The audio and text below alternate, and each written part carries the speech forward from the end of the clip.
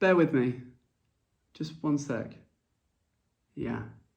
Just thinking about the amount of brands that don't do retargeting. And that is going to be what we're going to be talking about in this episode of Ask Aaron. Let's get into it. Right, in this video, I'm going to share with you why retargeting is absolutely vital for every single e-commerce brand and why most e-commerce brands, frankly, do a very average job of this. So I'll paint a picture for you. Most e-commerce brands, when I say to them, are we running retargeting? Have we got that set up? The default answer is, yep, we're doing it. Yep, we've got the Facebook pixel on our site and we're doing some retargeting on Google Ads. And I say, okay, brilliant. We then go and have a look at it. And more often than not, the pixel is set up, but it's either double tracking or there's an issue with it. And even if the data is flowing in, it's being treated very much in isolation over here.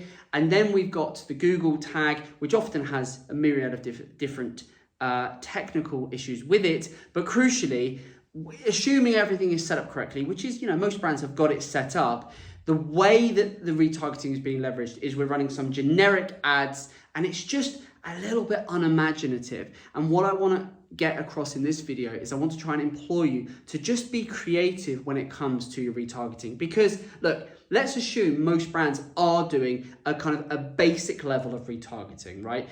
The premise being, hey, if they come onto our website, let's show them a default ad. Let's show them a branded ad just to keep our brand top of mind. And then maybe they might come back. Okay, that's the baseline. Let's assume everyone is doing that, or the majority of your competitors are doing that.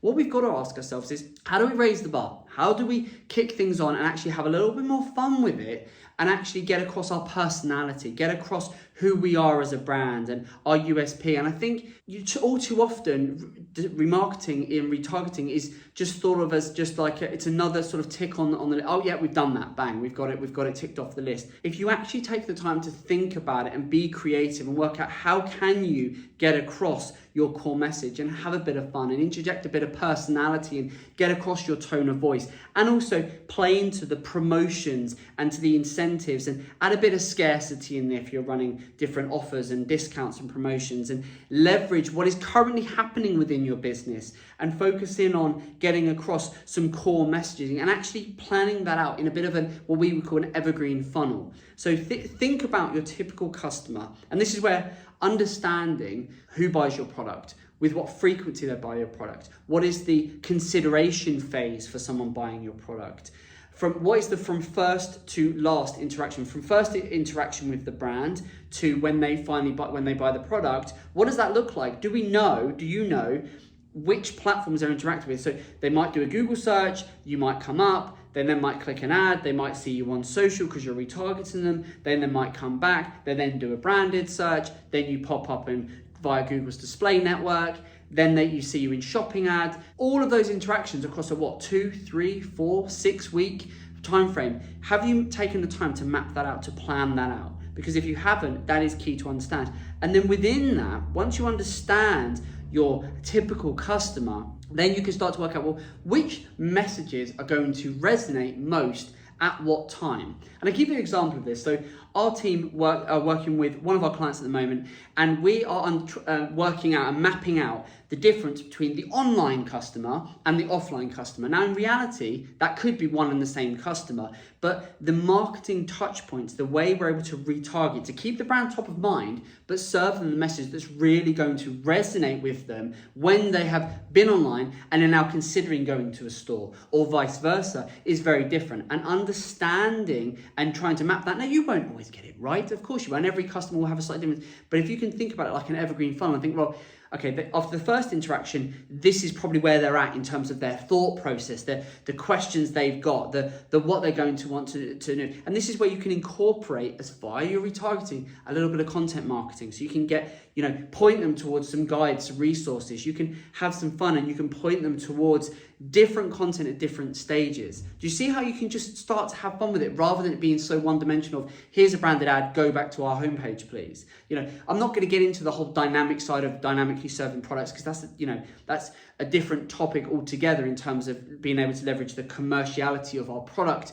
visibility. If someone adds a product to cart, show them that product, say, hey, you added it to cart, but you didn't buy. That's a different thing. What I want to get across is, how do we retarget to keep our brand top of mind, but also tap into those psychological triggers of where the customer is at at that point in time based on the interactions they've had with your brand. And remember, I'm talking about this not just from Google's standpoint, but leveraging meta ads as well and factoring all of this in and building in a bit of a funnel essentially of, right, weeks 1 to 3, they're going to be in this space, and then 4 to 5, they're in this space. And you can do that over days, weeks, sometimes even months if there's a high consideration phase. And you're able to do this stuff, and you don't always get it right, but it's a way of really building that rapport, that know, like, and trust with that target customer. And in a day and age where the ability to run ads, the ability to be able to run retargeting, to be able to do all these things, the barrier to entry now is so low.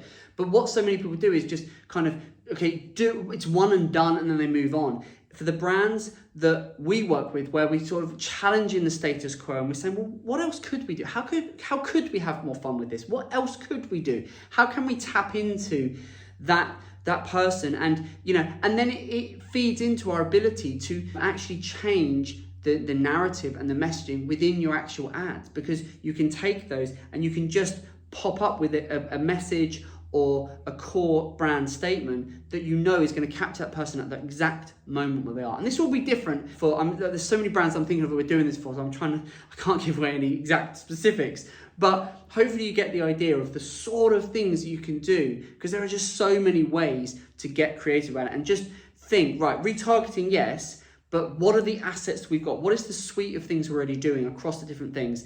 And then overlay on top of that the customer, and think where they are in terms of their mindset, where they are in the buying journey. How do we leverage retargeting to capture that and to leverage that and to capitalize on that person and help them on their way? And it's, to use a physical analogy, it's almost like if you saw someone, you almost want to like put your arm around them and almost go, right, come and check this out. This is really cool. You'll like this, because they've been into a store or they've been online, they've shown an interaction, they've almost raised their hand and said, look, I'm interested in this. You almost want to go, oh, well, let's help you. In the same way as a salesperson in the store wouldn't just leave that person alone. They would go and sort of help them. Can I help you? Can I point you in the right direction? Can I give you some advice, some expertise? Your ability to retarget is almost doing the same thing if you do it right. It's a good way of thinking about it. Actually, it's almost like a salesperson wouldn't just come up and go, are you ready to buy yet? Are you ready to buy yet? Are you ready to buy yet? What they would do is they would actually come and go, well, is there any information you need? How can I help? Any questions you've got? And your ability to retarget, you can leverage it in that same way. You can tap into the questions they might have, the extra value you have, the way you can showcase your expertise. And there's just so many ways you can do this. And it all feeds in, it goes back to really building a really true understanding of your customer. And I think for so many brands, you can utilize and leverage retargeting to both gain additional information, but also leverage that information to build a better rapport and know, like, and trust with your target customer. And if you do it and do it well with consistency, you will stand out. Because most brands don't do this. They have very vanilla retargeting, most brands. And so if you put the extra effort in to really map out the consideration time for purchasing, to really understand the customer avatar who's buying the product, to really understand, frankly, their lifetime value and the average customer value, you can really map all of this stuff together and really start to think about the different ways that you can retarget. And then you can also think, right, well, how do I deploy that on Google? How do I deploy that on Meta? How do I deploy that over here? What does this look like? What does that look like? How do we capture that person? Under what timelines do it? And you start to build it into basically an online marketing calendar, a retargeting calendar of, okay, well, from first interaction, it goes to this, then it goes to this, then it goes to this, then it goes to this. It's really simple, but it's so effective, and so few brands do it. So look, if you're doing vanilla retargeting, then just consider spicing it up a little bit and seeing what you could do. Or if you're working with an agency and they say, oh, we're running retargeting, don't accept that. Don't accept, okay, well, what are we doing? How are we doing it? Don't worry so much about the commercials, because that will all get fed into the attribution of conversion. More think, as a brand, are we having fun with this? Are we being vanilla, or are we actually working a bit harder? Are we pushing boundaries? Are we trying to be a little bit more creative? Because as digital marketing continues to evolve, as things just continue to progress at the pace that they do, it's the brands that take the tools, the solutions before them, and then inserts a bit of personality, inserts something a bit different, they're the ones that are gonna win. And we see that more and more with search ads. We're starting to see it more with shopping ads. But retargeting is one of those things. It's so powerful because effectively retargeting, if it's set up correctly, every single person on your retargeting list is a warm customer, you know, potential customer. They're warm too. They've had some interaction with you. So surely we want to leverage that to really be thinking about, well, how do I, you know, demonstrate that value, add that value, get my content in front of them, work out a way of how I can help them, build that know, like, and trust, and really build that relationship with that potential customer so they end up not just becoming a customer, but becoming a loyal customer, becoming a repeat customer, right? Because all of this stuff does not stop, I should say as well, does not stop when they purchase. You then need to, and this is why my next video could be an hour long, because you then start to think about your post-purchase retargeting. Once they've purchased, what do they then want to do? What's the next interaction with the brand? How do you want to help them? How do you want to reinforce? If you're a high purchase consideration, when they get that purchase, you know, post-purchase remorse, and they think, oh, well, you know, can I afford that? Should I have bought that? What you want to do is hit them with, you know, reinforce why they've bought it, the value it's going to add, how it's going to help them, you know, how it's going to improve their life, whatever it might be. You can, do you see what I mean? You just build that rapport and you build that relationship, and you have that conversation. You're almost doing a digital dance with that person, you know, both pre and post and buying that product. And it's just so powerful. And yet I just don't see brands doing it. And we're doing some really fun things, and we're really making the effort to go and meet our brands. And we're literally going down. We're a digital agency, right? And we're going to our clients, sitting down with their store managers, having 2-3 hour long meetings, discussing, saying, describe the conversations you have with your customer. You know, tell us their pain points, tell us how they interact, tell us what they tell you. And the amount we're gleaning from those people, those sales execs, those store managers, from the people on the front line of the brands, is just incredible, because we're then able to take that and think, well, if we fed that into the remarketing, if we built that into the funnel of the user journey of that customer, how powerful is that going to be? Can we make our brand stand out? It's just so good. I love it, and I just don't see enough brands doing it. So look, hopefully it's given you some ideas. If you've got any questions, let me know in the comments. But if your retargeting is vanilla, spice that thing up a little bit.